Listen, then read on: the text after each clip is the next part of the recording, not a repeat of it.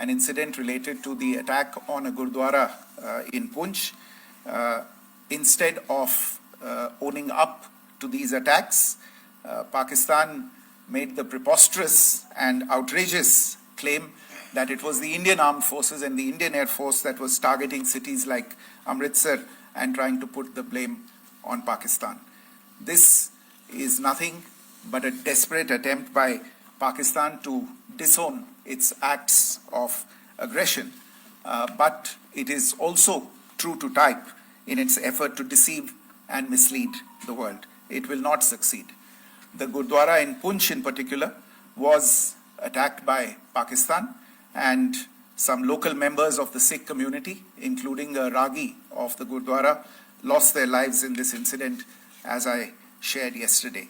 TV पर आप इस हमले के चित्र देख सकते हैं.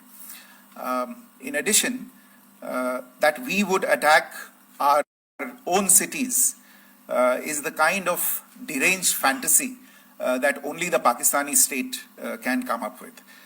Perhaps they do it because they are well versed in such action, as their history would show. The last point I wanted to make this evening is again this disinformation that is coming from Pakistan about India targeting the Nankana Sahib Gurdwara through a drone attack. This is again yet another blatant lie and part of Pakistan's disinformation campaign. As we saw in the Pahalgam attack, Pakistan is again trying desperately to impart a communal hue to the situation with an intention to create discord. Again, we are not surprised. India's steadfast unity in itself is a challenge to Pakistan.